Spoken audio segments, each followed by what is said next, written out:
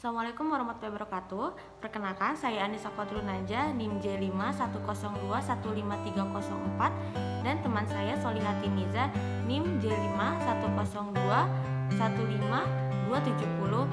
Di sini kami dari Stase Opjin periode 37 akan mempresentasikan mengenai perdarahan postpartum atau hemoragik postpartum. Baik, yang pertama di sini saya akan menjelaskan mengenai definisi perdarahan pascasalin. Jadi, perdarahan pascasalin sendiri itu didefinisikan sebagai kehilangan darah dari saluran genitalia sebanyak lebih dari 500 ml pada persalinan pervaginal atau lebih dari 1000 ml setelah melahirkan secara sesarian. Nah, perdarahan pascasalin sendiri dapat bersifat minor, yaitu kehilangan darah sebanyak 500 sampai 1000 ml ataupun mayor, yaitu kehilangan darah lebih dari 1000 ml. Nah, perdarahan mayor sendiri dapat dibagi menjadi perdarahan yang sedang, yaitu kehilangan darah sebanyak 1000 sampai 2000 ml, atau berat, yaitu kehilangan darah lebih dari 2000 ml. Nah, lalu mengapa sih perdarahan pascasalin itu penting untuk dibahas? Karena berdasarkan data yang ada, peringkat pertama penyebab kematian ibu di dunia adalah perdarahan pascasalin, yaitu sekitar 35%. Setiap tahun sekitar 14 juta ibu di seluruh dunia itu menderita perdarahan pascasalin atau hemorrhagic postpartum yang bisa disingkat dengan HPP. Nah, riwayat penyebab kematian ibu di Indonesia itu ada 3, yaitu perdarahan sekitar 30,3%, preeklamsi atau eklamsia sekitar 27,1%, berada infeksi sekitar 7,3%. Nah, sekitar 50-60% perdarahan pascasalin disebabkan oleh atonia uteri. Hal lainnya bisa disebabkan oleh retensi plasenta sekitar 16-17%, kemudian ada sisa plasenta sebanyak 23-24%, kemudian ada plasenta dalam hati sebanyak 4-5%, dan 1% disebabkan oleh gangguan pembekuan darah atau faktor koagulasi. Kemudian selanjutnya di sini saya akan menjelaskan mengenai klasifikasi. Untuk klasifikasinya di sini menurut waktu terjadinya itu ada 2. Yang pertama itu adalah early postpartum hemorrhagic atau perdarahan postpartum primer. Kemudian yang kedua itu ada late postpartum hemorrhagic atau perdarahan postpartum sekunder. Di sini saya akan menjelaskan yang pertama itu adalah yang early, di mana yang early ini atau perdarahan postpartum primer dia merupakan perdarahan yang terjadi dalam 24 jam setelah melahirkan. Nah, biasanya ini disebabkan oleh seperti atonia uteri, kemudian retensi plasenta, dan rabikan jalan lahir. Kemudian yang kedua itu yang sekunder atau perdarahan postpartum sekunder, yang dimana dia merupakan perdarahan yang terjadi setelah 24 jam dari lahir hingga 6 minggu. Biasanya ini disebabkan oleh infeksi, kemudian sisa plasenta yang tertinggal, dan penyusunan rahim yang tidak baik. Kemudian selanjutnya di sini saya akan menjelaskan mengenai faktor resikonya. Untuk faktor resikonya itu ada 10, di mana yang pertama itu ada persalinan yang lama, yang kedua ada episiotomi, ketiga kehamilan ganda, keempat adanya bayi dalam janin yang lebih dari 1, yang kelima adanya bayi besar atau bayi lebih dari 4000 gram, yang keenam adanya inversi uteri, ketujuh adanya ruptur uteri, yang kedelapan adanya anemia saat kehamilan, yang kesembilan adanya di mana usia kehamilan terlalu tua atau lebih dari 38 tahun, dan yang ke-10 adanya riwayat perdarahan sebelumnya. Kemudian di sini saya akan menjelaskan mengenai etiologinya. Untuk etiologinya di sini ada 4 atau disebut sebagai 4T, di mana yang pertama adalah tonus, kedua tisu, ketiga trombin, yang keempat adalah trauma.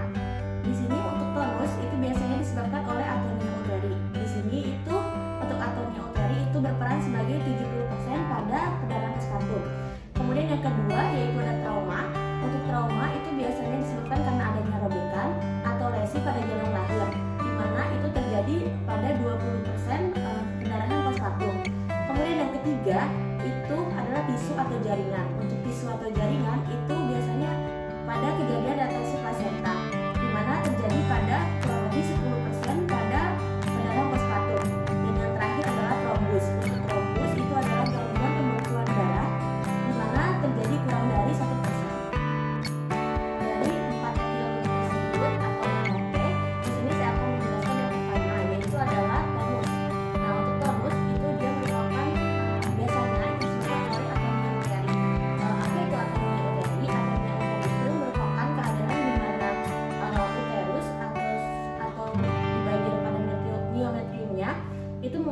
kegagalan berkontraksi. Kemudian dari 4T yang tadi, di sini saya akan menjelaskan mengenai 4T yang kedua, di mana tisu atau jaringan. Nah, untuk tisu atau jaringan itu biasanya disebabkan oleh retensi plasenta. Apa itu retensi plasenta? Retensi plasenta itu keadaan di mana jaringan plasenta itu tertinggal di uterus dan plasentanya itu belum keluar selama 30 menit setelah bayi lahir. Nah, apabila terjadi kontraksi dan retraksi uterus, maka plasenta itu akan lepas dan menyebabkan kontraksi uterus itu tetap akan meningkat terus-menerus dan pembuluh darah itu akan terjepit dan sehingga akan membuat perdarahan itu akan berhenti. Namun apabila terdapat plasenta atau sisa plasenta di dalam kandungan uterus itu, maka kontraksi uterus itu akan semakin mengecil dan menyebabkan perdarahan postpartum. Baik, selanjutnya di sini saya akan menjelaskan mengenai T yang berikutnya, T yang ketiga yaitu trauma. Nah, pada persalinan biasanya kan memang dapat menyebabkan trauma atau robekan ya, bisa pada vagina, uterus, serviks maupun pada perineumnya. Nah, penyebab trauma tersalin sendiri yaitu bisa karena kepala janinnya terlalu cepat, persalinan berlangsung lebih lama ataupun persalinan tidak dipimpin sebagaimana mestinya. Nah, bisa juga hal lain yaitu pada perineum yang ditemukan adanya jaringan parut, bekas episiotomi, trauma forceps ataupun evakuasi vakum. Nah, baik, selanjutnya robekan yang terjadi pada jalan lahir sendiri itu dibagi menjadi 4 tingkatan, yaitu tingkat 1, tingkat 2, tingkat 3, dan tingkat 4. Nah, yang pertama dari tingkat 1 terlebih dahulu. Pada robekan tingkat 1 di sini terjadi robekan yang mengenai mukosa vagina, kulit perineum serta foresheet. Kemudian pada tingkatan kedua di sini terjadi robekan yang mengenai mukosa vagina, kulit perineum, foresheet serta ditambah otot di bawahnya yaitu musculus parinae transversalis. Kemudian yang tingkat ketiga yaitu terjadi robekan yang mengenai musculus sphincter ani, di mana pada tingkat 3 sendiri di sini robekannya dibagi menjadi 3 yaitu tingkat 3A di sini terjadi robekan yang mengenai kurang dari 50% musculus sphincter ani. Kemudian pada 3B di sini robekannya mengenai lebih dari 50% musculus sphincter ani. Nah, selanjutnya pada tingkat 3C di sini robekannya sudah mengenai musculus sphincter ani internum. Nah, kemudian pada tingkat yang keempat di sini robekannya sudah mengenai mukosa rectum. Baik, selanjutnya di sini saya akan menjelaskan mengenai T yang terakhir yaitu trombus. Nah, faktor penyebab terjadinya trombus sendiri itu bisa karena gangguan pembekuan darah yang sangat jarang terjadi, yaitu kasusnya kurang dari 1%. Nah, pada ibu dengan gangguan pembekuan darah itu bisa juga disebabkan karena kekurangan fibrin. Untuk yang dimana fibrin ini dapat membantu proses pembekuan darah, misalnya pada ibu dengan penyakit afibrinokemia atau hipofibrinokemia. Baik, selanjutnya di sini saya akan menjelaskan mengenai manifestasi klinis terjadinya perdarahan postpartum. Nah, yang pertama yaitu terjadinya perdarahan terus-menerus, kemudian keadaan pasien berangsur semakin memburuk yang ditandai dengan perubahan tanda vital. Nah, yang perubahan tanda vital ini dapat menyebabkan pasien shock, koma, bahkan sampai meninggal akibat fungsi kompensasi yang tidak dapat dipertahankan lagi. Nah, manifestasi klinis dan tingkat keparahan pada perdarahan pasca salin ini berhubungan dengan jumlah kehilangan darah seperti yang akan saya jelaskan pada tabel berikutnya. Baik, selanjutnya di sini saya akan menjelaskan mengenai manifestasi klinis berdasarkan darah yang keluar. Di sini dibagi menjadi 5 grade yaitu grade 0, 1, 2, 3, dan 4. Nah, pada grade 0 sendiri di sini tingkat estimasi kehilangan darahnya yaitu kurang dari 500 ml dengan persentase kehilangan darahnya kurang dari 10%. Kemudian di sini tekanan darahnya tetap stabil dan manifestasi klinisnya tidak ada atau pasien tetap stabil. Kemudian pada tingkat selanjutnya yaitu tingkat 1. Di sini pasien estimasi kehilangan darahnya ada pada total 500 sampai 1000 ml dengan persentase kehilangan darah sebesar 15%. Di sini tekanan darahnya masih normal dan manifestasi klinis terjadi masih minimal. Selanjutnya yaitu tingkatan yang kedua, di sini estimasi kehilangan darahnya ada pada rentang 1200 sampai 1500 ml dengan persentase darah yang keluar sebesar 20 sampai 25%. Di sini tekanan darahnya sedikit lebih rendah dan manifestasi klinis yang terjadi yaitu ada oligurin, takikardi, postural hypertension dan berkeringat. Kemudian di sini berikutnya yaitu grade 3. Di sini estimasi kehilangan darahnya ada pada rentang 1800 sampai 2100 ml dengan persentase darah yang keluar sebanyak 30 sampai 35%. Di sini tekanan darahnya semakin turun yaitu ada pada rentang 70 sampai 80. Kemudian manifestasi klinis terjadi yaitu terjadi hipotensi, takikardi, keringat dingin, takipneu, juga oliguria.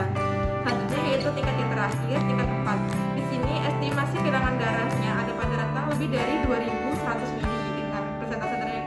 lebih dari 40%. Di sini tekanan darahnya semakin turun, yaitu 50-70. Kemudian di sini sudah terjadi shock dan anuria.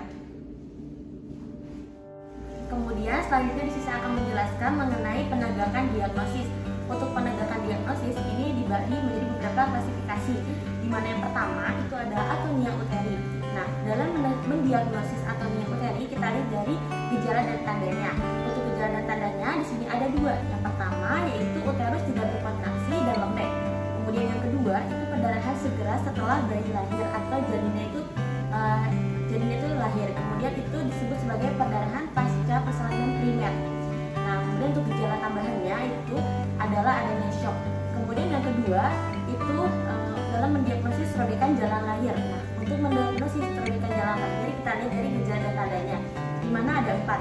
Yang pertama itu adanya perdarahan segera setelah bayi lahir. Kemudian yang kedua itu uterus kontraksinya baik. Yang ketiga plasentanya lengkap. Dan yang keempat itu darahnya itu segar mengalir setelah bayi lahir. Dan untuk gejala tambahan yang lain seperti pucat, lemah, kemudian menggigil. Kemudian yang ketiga, di sini saya akan menjelaskan mengenai retensi plasenta. Untuk retensi plasenta dalam diagnosis kita lihat dari gejala dan tandanya. Nah, untuk gejala dan tandanya itu ada 3. Yang pertama itu plasenta belum lahir selama lebih dari 30 menit. Kemudian yang kedua itu perdarahan segera setelah bayi lahir. Kemudian yang ketiga uterus itu kontraksinya itu masih baik. Kemudian untuk gejala tambahannya ada seperti inversi uteri, kemudian adanya perdarahan lanjutan, kemudian tadi pusatnya itu juga bisa putus kayak gitu. Selanjutnya kita akan mendiagnosis yaitu tertinggalnya sebagian plasenta. Nah, untuk tertinggalnya ini dalam mendiagnosis kita dari gejala dan tandanya. Yang pertama itu adanya perdarahan segera, yang kedua adanya sebagian plasenta atau plasenta yang tidak lengkap. Kemudian yang selanjutnya kita akan mendiagnosis inversi uteri. Dalam mendiagnosis inversi uteri kita lihat dari gejala dan tandanya. Jadi yang pertama uterus tidak terabas, kemudian lubang vagina terisi massa, kemudian yang ketiga tampak tarik pusat yang dimana itu belum lahir, kemudian adanya perdarahan segera dan adanya nyeri. Untuk gejala tambahannya itu ada shock neurogenik, kemudian pucat dan ada limfu. Kemudian selanjutnya saya akan menjelaskan mengenai robekan dinding uterus. Nah, untuk robekan dinding uterus atau disebut sebagai rupture uteri, ini kita lihat dari gejala dan tandanya, di mana adanya perdarahan segera, di mana perdarahannya itu intraabdominal atau vaginum. Kemudian yang kedua adanya nyeri perut yang berat. Saya akan menjelaskan mengenai tata laksana perdarahan postpartum. Untuk tata laksananya sendiri ini dibutuhkan urutan serta prosedur yang baik, yang benar, cepat, singkat, serta tepat. Nah, di sini saya akan menjelaskan mengenai algoritma hemostasis. Algoritma ini terdiri yang pertama dari H, yaitu adalah help atau ask for help, di mana meminta pertolongan. Ini digunakan sebagai langkah awal. Kemudian yang kedua itu ada A atau access, di mana memberikan akses vena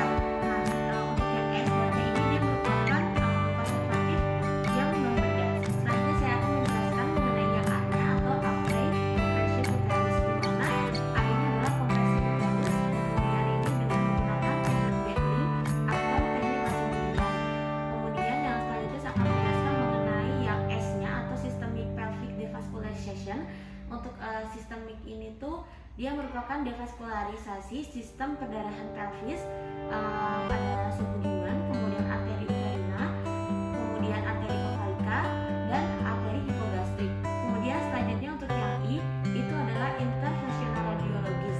Nah, yang ini tuh merupakan dengan cara embolisasi arteri uterina dengan radiologi intervensi. Nah, ketiganya ini baik pada A, S, dan I ini merupakan konservasi bedah. Kemudian untuk yang terakhir dalam algoritma hemostasis ini adalah S, yaitu adalah subtotal atau total hysterectomy. Nah, ini merupakan surgical non-conservative management. Nah, seperti itu untuk algoritma hemostasis. Kemudian selanjutnya di sini saya akan menjelaskan mengenai prognosis. Untuk prognosis perdarahan postpartum ini itu bergantung pada dua hal. Yang pertama, jumlah darah yang